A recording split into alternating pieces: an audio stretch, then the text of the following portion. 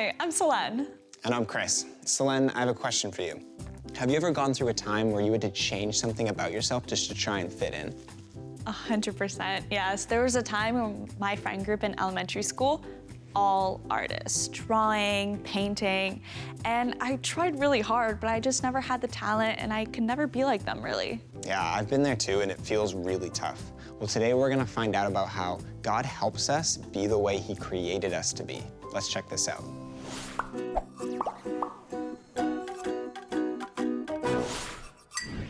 Welcome to Lynda's Aussie Adventures. Did you know that South Australia has the largest cattle station in the world? At 34,000 square kilometres, it is even larger than Belgium. Hey again, it's Lynda. It's so great to be back with you today. I hope you've had a really great day so far. Let me tell you a little something about me.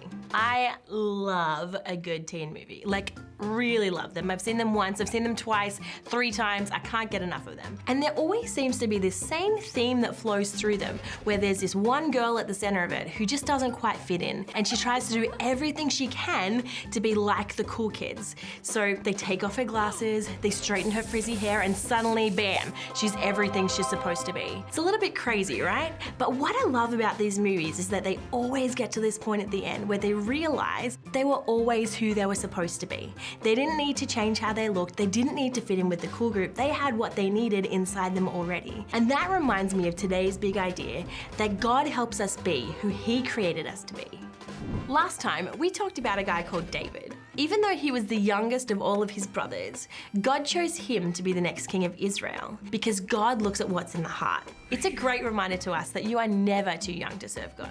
Now, it's good to remember that even though David was chosen, he wasn't actually the king yet. A guy called Saul was still the king. And now Saul started by honoring God, but it started to become clear that he was disobeying God and following what he wanted to do. And when Saul did start disobeying God, he started to have a really hard time. It actually says that an evil spirit started to bug him. And so he called for a harp player to come and help him feel a little bit better. And guess who turned up at his door with his harp? You guessed it, David. That's right, David, the boy who will one day be king, the shepherd, was also a harp player. And he was the one that was sent to Saul to play his harp when the evil spirit was bugging him. And it helped. And Saul really liked him. He even asked David to stay with him. So there's this other nation, the Philistines, who came to fight the Israelites. And so Saul took all of his army off to fight them. Now the biggest, the roughest, the toughest Philistine soldier, called Goliath, stood in front of the Israelite army. And he stood over 9 feet tall. Now he challenged the Israelites, saying that he would fight their very best soldier. And if they won, all of the Philistines would become slaves to the Israelites. But if Goliath won, then all of the Israelites would become slaves to the Philistines. Now, did I mention that Goliath was over 9 feet tall? Saul and all the Israelites were completely freaked out. Now, 3 of David's oldest brothers were part of Saul's army, so they were there at the time and they were completely terrified. So about the same time, David's father Jesse sent David with some food for his brothers. And at the same time David arrived, Goliath came out again shouting his challenge to the Israelites. And now again, all of the Israelites were afraid of him, except David. David was like, who does this guy even think he is? But David's eldest brother Eliab heard him and was like, why are you even here? Who's even taking care of Dad's sheep? In other words, Eliab thought the only thing that David was good for was to look after the sheep. He was really just trying to limit David. Eventually, Saul heard what David was saying and sent for him. And when David arrived, he told Saul, I'll happily fight Goliath. But Saul said, you're too young, you can't do it. David told Saul that he'd actually been looking after his father's sheep for quite some time. And every now and then an animal like a lion or a bear would come to take one of the sheep, and David would have to chase it and fight it with his bare hands. And Saul said to David, okay, go. So Saul dressed David in his armor, but the problem is that the armor was made for Saul and not David. It was really heavy, it felt uncomfortable, it was really clunky, and at the end of it, David just said, stop, take it off, I can't wear it, it's not me. So David went over and picked up the things he knew, a staff, stones, his shepherd bag, and a sling. So David walked towards Goliath, and as Goliath approached him, he thought he looked young and said, why do you approach me with sticks? Do you think I'm only a dog? Then David said, You come to me with sword, spear, and javelin, but I come to you in the name of the Lord of heaven's armies, the God of the armies of Israel, whom you have defied. As Goliath moved to attack David, David came towards him with one stone in his sling, and as he swung the stone, it hit Goliath square in the middle of the head, and boom! Goliath fell down, dead. King Saul turned to the commander of his army and said, "Who is this guy? Whose son is he?" Which was important because it says where you're from, what your status is, what your level of importance is, etc. Now the commander didn't know, and so he went to get David. And when David came to Saul, Saul asked, "Whose son are you?" And David replied, "I'm the son of Jesse of Bethlehem." So from that day on, David stayed all the time with King Saul and became best friends with his son Jonathan. Now David could have continued to be the shepherd, a harp player. No one would have expected him to be brave enough to step up against a giant. And even though David had been anointed as king, no one outside of his family really knew about that. No one thought David was going to be anything special. No one saw in him what God saw in him. But David trusted God, relied on God, and wholeheartedly believed that God was for him. And so God helped David be who he created him to be. God created us all with a purpose, and while that might not be clear what it looks like for you right now, just remember that you are a child of the Most High God, and let that define who you are. As we come to know that as the core of who we are, we can grow closer to God and learn so much about His great big love for us and discover who He created us to be. That's all for this time. I'll see you next week. David became the man God made him to be, and nobody saw that coming. Absolutely, and did you notice how he didn't hesitate for a moment? He knew that God was with him, and that's what gave him the confidence to stand up against a giant of a man. Next, we're going to look at a story about somebody whose life was completely changed when they reached out to God. Let's check it out. Growing up, I was always angry. I had no purpose. I was just lost. Going to church, growing up in a Christian household, not getting it, seeing all these people have all these encounters with God. How come I didn't feel them? Am I not good enough for God? How come I couldn't feel that love that everybody said they could feel?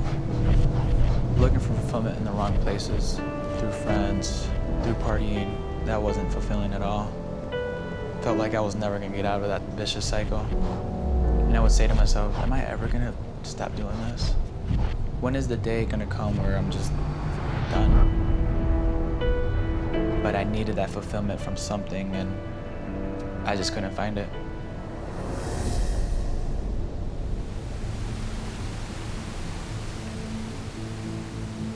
I had good and bad friends. I was really the one that was bad. Felt like I was running away from God, actually. I just felt like I just wasn't good enough, so why even try? So I just went all out. My parents always prayed for me. They never gave up on me. Every day, my dad would wake up at 2, 3 in the morning and just pray. My mom praying. I would leave the house 12 at night. They'll be like, "Where are you going?" I'd be like, "Don't worry about it. I'm just gonna go out." I just was so into myself that I just wouldn't listen to nobody. And I lived my life that way. But then one day, my life totally changed. God came into the picture and changed it all.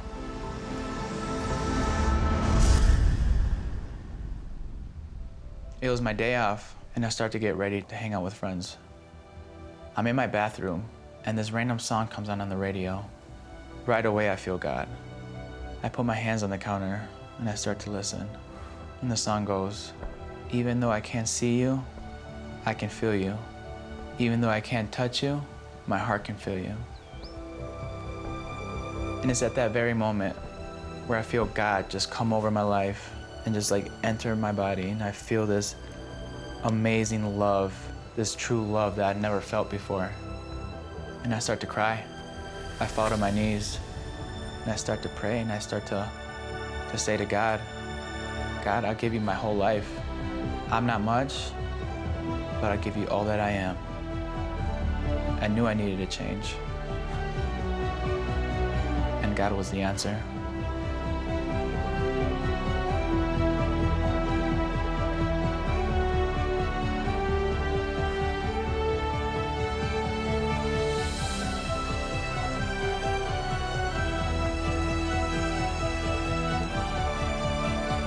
felt like God was saying, I need you to go to a church to learn and grow.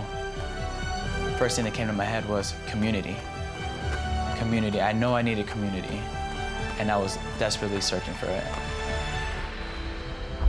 So I go to the church, and I find it through volunteering with the kids in the morning. That was a huge blessing for my life. Seeing the joy that they had, that was all new to me. Hanging out with the young adults, that was amazing. People praying for me. How can I pray for you? You know, it's hard to explain, but these Christ-centered relationships, it just really helped me out so much and helped me grow closer to God. They pushed me to go further, and it was amazing. Falling in love with God is like the greatest thing in the world. I feel called to ministry. I feel it in my bones right now, actually. I feel God right now is telling me, get closer to me first. And I feel like there's nothing better than that. What else can be greater than being closer to the Father that has given me all?